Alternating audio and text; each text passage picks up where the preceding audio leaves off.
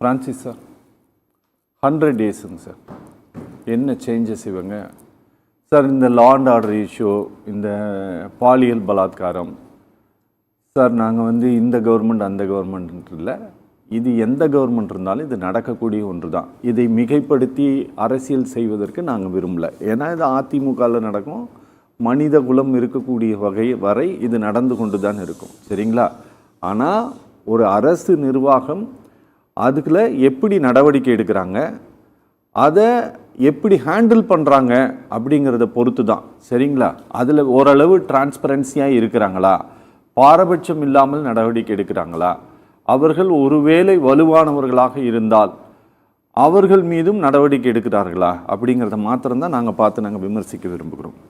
இந்த 100 டேஸில் இவங்க என்னத்தை செஞ்சுருக்காங்கன்னு நீங்கள் நினைக்கிறீங்க? இவர் 100 டேஸ் முடிஞ்சிருக்கிறது மிகப்பெரிய வெற்றின்னு நான் சொல்லக்கூடாது. வெற்றி எது இதில் வெற்றி நம்ம 2 கேட்டகரி வச்சுக்கணும். நார்மலாக நடக்கிற எல்லா விஷயங்களையும் இவங்க எவ்வளோ டிஃப்ரெண்ட்டாக செஞ்சுருக்காங்கன்னும் போது தான் அதான் வெற்றி பார்க்க முடியும். முன்னாடி ஆட்சியில் உள்ளவங்க அப்போவும் அந்த காலகட்டத்தில் இந்த பாலியல் குற்றம் எல்லா குற்றங்களும் அந்த ஆட்சியிலையும் நடந்துச்சு. சரி, அதுக்கு இதே அதிகாரிகள் தான் இருந்தாங்க. சரி, இப்போவும் அதே அதிகாரிகளை வச்சு தான் நாங்கள் நடத்த முடியும். சரி, இப்போ அந்த அதிகாரிகள் மாறுவதற்கே எங்களுக்கு டைம் கேட்குறது தான் அதான் பிரச்சனை. இப்போ அதிகாரிகள்கிட்ட வந்து நம்ம சொல்கிறோன்னு வச்சுக்கோங்க, செய்கிறாங்க, அதே பழைய அதிகாரிகள் தானே, அவங்க தானே இங்கே வராங்க. இப்போவும் அந்த அதிகாரிகளுக்கு அவங்க புரிந்து இப்போ செயல்படுத்துறதுக்கு ஆரம்பிச்சிட்டாங்க. இவ்வளோதான் விஷயம்.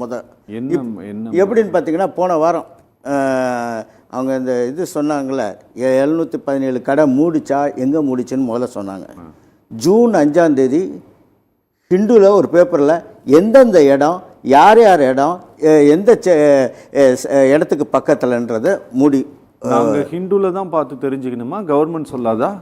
அதாவது கவர்மெண்ட் நோட்டிஃபிகேஷன் வந்து த்ரூ மீடியா தான் வரும். இல்லையே, வரலையே. இல்லை, ஆர்டிஐயில் கேட்டால் சொல்ல மாட்டேங்கிறாங்களே எந்தெந்த கடைன்ட்டு. போய் மாவட்டத்தில் போய் கேட்டுக்கன்னு சொல்கிறாங்களே.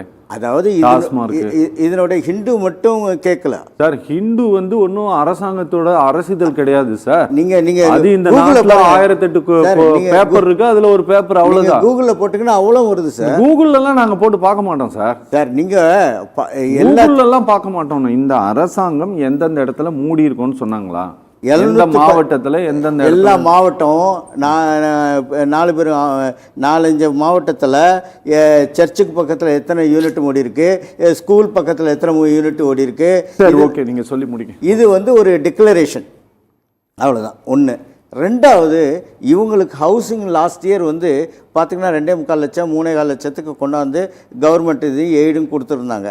ஆனால் எல்லா பேரும் கடன்காரனாகி கடைசியில் வீடு முடிக்க முடியாமல் போச்சு விலையை. அதனால் பாதி பேர் சூசைடும் பண்ணியிருக்கான். ஆனால் இவங்க இந்த அரசு 5 லட்ச ரூபாயாக மாற்றிருக்காங்க. 2.75 லேக்ஸை 5 லேக்ஸை ஒரு ஹவுசிங் ப்ராஜெக்டாக கொண்டாந்துருக்காங்க. அது ஒன்று. அடுத்து வந்து இந்த மனித நேயம் இப்போ டோட்டலாக செத்து போச்சு சார். நீங்கள் சொன்னாங்களே 3 இடம், எந்த இடம்? திருவெட்டியூர் இடம், கோயம்புத்தூர் இடம், எல்லா இடத்துலையும் ஸ்கூல் பசங்க, காலேஜ் பசங்களுக்கு நீதி போதனை கிடையவே கிடையாது. தாவேகா அரசு வந்தால் நீதி போதனை கிடையாது. அப்படி சரி. அதாவது இவங்கெல்லாம் வந்து மாறுறதுக்கு காரணம் என்ன? பண ஆசை, பொருள் ஆசை, இந்த மாதிரி ஆசையில் இந்த பசங்களை வளர்ந்துட்டாங்க. இப்போல்லாம் அவங்களாம் மாற்றுறதுக்கு வழி இல்லாமல் தான் அந்த ஒரு முன்னாடிலாம் ஒரு 10 வருஷத்துக்கு முன்னாடி பாருங்கள், 15 வருஷத்துக்கு முன்னாடி பாருங்கள், பயப்படுவாங்க. லஞ்சம் வாங்குறதுக்கு பயப்படுவாங்க. இப்போ லஞ்சம் வாங்குறதுக்கு இல்லை. 2 விஷயம், லஞ்சம் ஊழல், 2ஆக பிரிச்சுக்கணும். லஞ்சம் என்னென்னா, எனக்கு வேணும்னு கேட்டு நான் ஒரு பொருளை பெர்மிஷன் வாங்குறதோ அப்ரூவல் வாங்குறதுக்கோ அதை பணம் கொடுத்து வாங்குறது லஞ்சம். ஊழல்ன்றது கவர்மெண்ட் ஃபண்டை கட்டிங் போட்டு ரோடு இல்லாத இடத்துல அதை போட்டு எடுக்கிறது தான் ஊழல். ஆனால் இங்கே நம்ம வந்து லஞ்சத்தை பற்றி தான் நம்ம பேசணும். அவர் ஓப்பனாக சொல்லியிருக்காரு, இந்த இடத்துல யாராவது லஞ்சம் கேட்டால் என் பேரை சொல்லுங்கள் அப்படின்ற மாதிரி தான் அவர். எந்த சீஃப் மினிஸ்டர் யாராவது சொல்லியிருக்காங்களா? ஏன் சொல்லலை?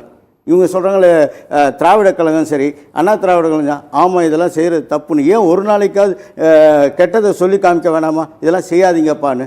இவ்வளவு பிரச்சனைகள் ஓடும்போது இன்றைக்கு வரை எந்த தலைவரும் சொல்கிறதில்ல. அப்போ எங்கே இப்போ தான் ஸ்டார்ட் பண்ணுறோம். நீதி போதனையை நம்ம தான் உருவாக்குறோம். எடுத்த எடுப்பில் நம்ம பண்ணிட்டோம்னா வர முடியாது. இன்னொன்று சொல்கிறேன், திருவாளர் மாண்புமிகு ரஞ்சித்குமார் சட்டமன்றத்தில் ஒரு தவறான ஒரு வார்த்தை விட்டார். அந்த வார்த்தையை சிஎம்ஏ அவர் பேசியது தவறு, சாரின்னு ஓப்பனாக சட்டசபையில் சொன்னார். இதுவே ஒரு மனமாற்றத்துக்கு நாங்கள் வந்துட்டோம். நீங்கள் முதல்ல எங்களை மனமாற்றத்துக்கு இல்லை, எல்லாரையும் மனமாற்றம் வர்றதுக்கு தான் நம்ம பார்க்குறோம். விட்டு கொடுப்பதனால் கெட்டு போவதில்லைன்றது அவருடைய ஃபார்முலா. அந்த ஃபார்முலாவில் எல்லாரும் வரணுன்றது, எல்லாரும் இப்போ நான் பிடிக்கிற சாப்பாடு இவருக்கு பிடிக்குமா தெரியாது, ஆனால் அவருக்கு பிடிச்ச சாப்பாடு எனக்கு பிடிக்குமா தெரியாது. ஆனால் இந்த தேசம் மாறி மாறி எல்லாருமே டிஃப்ரெண்ட் பீப்புளாக இருக்காங்க. அந்த மனித நேயத்தை கொண்டு வரணும்னா ஒன்று கொள்கையும் கோட்பாடுகளும் நம்மளுடைய வாழ்க்கையினுடைய கலாச்சாரத்தை லஞ்சமில்லாத வாழ்க்கையும் பஞ்சமில்லாத வாழ்க்கையும் உருவாக்குவதற்கு நாம் என்ன செய்ய வேண்டும்? தவறு நடந்திருக்கலாம். இப்போ நாங்கள் தொட்டவனையும் விட மாட்டோம், தொட்டவர்களையும் விட மாட்டோம், அந்த கான்செப்டுக்கு வரல. நீங்கள் அதெல்லாம் வேறு. ஆனால் இனிமேற்பட்டு யாரையும் தொட விட மாட்டோம்ன்றது தான் மெயின் கான்செப்ட். அதுக்கு இன்றைக்கி வந்திருக்கு. எங்கேயாவது போய் பாருங்கள், இவர் டாக்குமெண்ட் ஆஃபீஸர் சொல்கிறாரு. ஆனால் அதே டாக்குமெண்ட் ஆஃபீஸில் இன்றைக்கெல்லாம் போனால் வாங்க உட்காருங்க சார், ஒன்று கிளியர் பண்ண, அவர் ஏதோ ஒரு இடத்துல உள்ள பிரச்சனை இருங்க சார், முடிச்சுட்டு அது ஏதோ ஒரு இடத்துல உள்ள பிரச்சனை. அவர் அப்படியே இருந்தாலும் அங்கேயே விஜிலன்ஸ் டிபார்ட்மெண்ட் இருக்குது, ஒரு கம்ப்ளைண்ட் கொடுக்கலாம்ல, கொடுக்க மாட்டாங்க. இங்கே தான் பேசுவாங்க, வெளியில் தான் பேசுகிறாங்க. எங்கே வேணாலும் கம்ப்ளைண்ட்டு எங்கே வேணாலும் கொடுக்கலான்றது இருக்குது. அதை நம்ம கொடுக்குறதுக்கான வழிமுறைகள் இல்லை. மூன்றாவது என்னென்னா, இன்றைக்கி இன்வெஸ்ட்மெண்ட் வேலை இல்லாத நீங்கள் இனாம் கொடுக்கறது எங்களுடைய இந்த கட்சியினுடைய நோக்கம் கிடையாது. எல்லாருக்கும் வேலை கொடுக்கணும். அதை செஞ்சிட்டோன்னு வச்சுங்க, வேலை இல்லை, பொழுது போக முடியல, தண்ணி அடிக்கிறான், போதைக்கு அடிமையாகிறான். போதைன்றது ரெண்டு இருக்குது, மதுபானத்துலேயும் அடிமையாகிறான், கஞ்சா இந்த மாதிரி இதுலேயும் அடிமையாகிறான். இவனுக்கு அடுத்த ஸ்டேஜ் என்ன செய்வான்? நீங்கள் ஒன்றும் வேணாம் சார், ஒரு இடத்துல ஒரு பசங்க 3 பேர் திருடுறாங்க, இது மோட்டரை, இந்த மோட்டரை திருடிடுறாங்க. திருடினோன்னா அவனை போலீஸ்காரன் பிடிச்சிட்டு போகிறான். அப்போ அந்த ஏரியாவில் அந்த 3 பேரும் யாருன்னு கேட்டிங்கன்னா கவர்மெண்ட்டில் வேலை பார்க்குற பசங்க. அப்போ நான் அவர் இன்ஸ்பெக்டர் கேட்குறாரு, இந்த மாதிரி இவங்களை உள்ளார்த்திக்கு சிறார் ஜெயிலில் வைக்கவான்னு. இவங்களை வச்சோன்னு வச்சுங்க, திருப்பி மிகப்பெரிய திருடனா அவங்க. அதுக்காக அவங்கள கூப்பிட்டு அவங்க அப்பா பனிஷ்மெண்ட் கொடுத்து அவங்களும் ஒரு பனிஷ்மெண்ட் கொடுத்து தான் நம்ம மாற்ற முடியும். மனமாற்றம் இல்லாத ஒரு சமுதாயமாக மாறிக்கிட்டு இருக்கு. எங்கே போனாலும் மனமாற்றம் இல்லை. தவிர ஒத்துக்கிறதுக்கு யாருமே கிடையாது.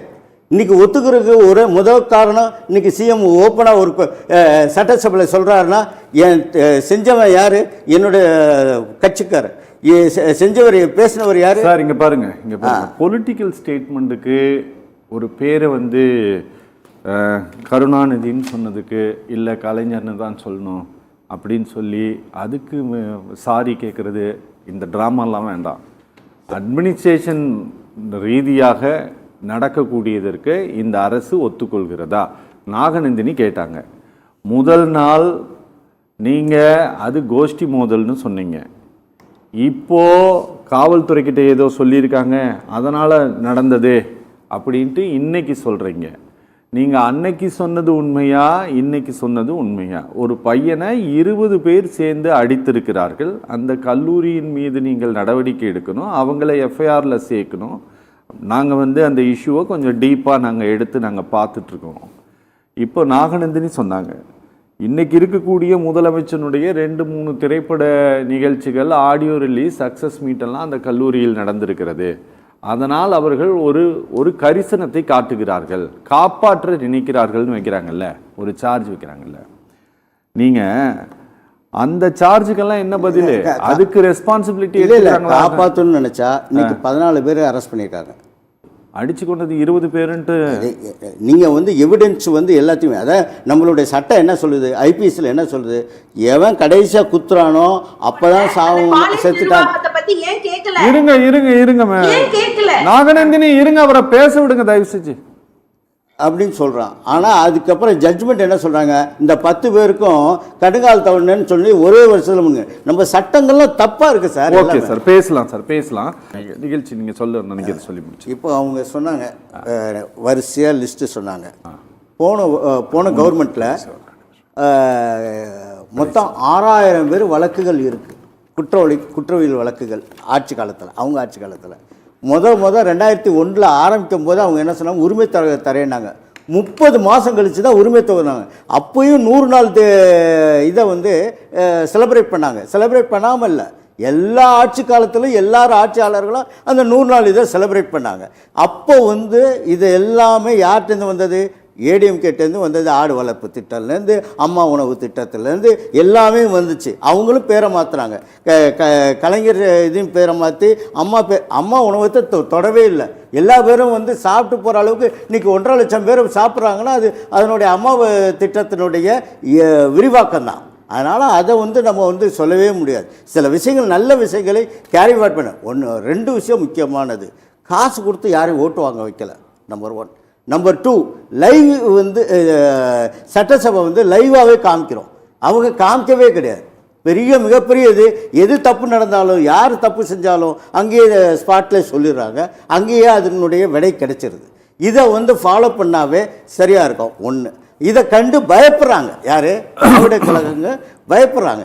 என்னடா அது எதுவுமே. அவரே மதிப்புக்குரிய மாண்புமிகு ஈவா வேலையே சொல்கிறாரு, நான் இங்கே பேசிட்டு வரங்காட்டியுமே எனக்கு ரீல்ஸ் கட்டி அவங்களும் போடுறாங்க. ரீல்ஸை பற்றி அவங்களே பேசக்கூடாது, எல்லாரும் போடுறாங்க. இது ஒரு சாதாரணமாகி போச்சு. அதனால் லஞ்சம் இல்லாத ஒரு பஞ்சம் இல்லாத ஒரு வாழ்க்கை உருவாக்குவதற்கு இவர்கள் அடித்தளம் ஆரம்பித்திருக்கிறார்கள். இவர்கள் வெற்றி பெறுவார்கள். உயர்கல்வித்துறை அமைச்சர் மதிப்பிற்குரிய முன்னாள் அமைச்சர் பொன்முடி அவர்கள் முக்காலா பாடலுக்கு ஆடியது சகோதரிக்கு தெரியலன்னு நினைக்கிறேன். அதை நினைவுபடுத்த விரும்புறேன். அப்பொழுது அது சரி, இப்போ இது தவறா? அப்போ ஒரு சாதாரணமா ஒரு விஷயத்துல நடக்குதா சொல்றாங்க. அதே மாதிரி காவல்துறை பத்தி சொன்னாங்க. 60 ஆண்டுகளாக உருவாக்கி வைத்திருக்கிறீர்கள். அதிகார போதை, வெறிபிடித்த போதை உருவாகி இருக்கிறது. அதை சிதைத்து எடுப்பதற்கு வெகு காலம் பிடிக்கும். நிச்சயமாக மாற்றம் வரும். அதிக காவல்துறையிலும் நல்ல அதிகாரிகள் இருக்கிறார்கள். நிச்சயமாக மாறும். ஓகே, நாகநந்தினி நன்றி நன்றி நன்றி நன்றி. நிகழ்ச்சியில் கலந்து கொண்ட எல்லாருக்குமே நன்றிமா, ரொம்ப நன்றி. நேரலை நிகழ்ச்சி நிறைவு பெறுகிறது. மீண்டும் மற்றொரு நிகழ்ச்சியில் சந்திக்கலாம். நன்றி, வணக்கம்.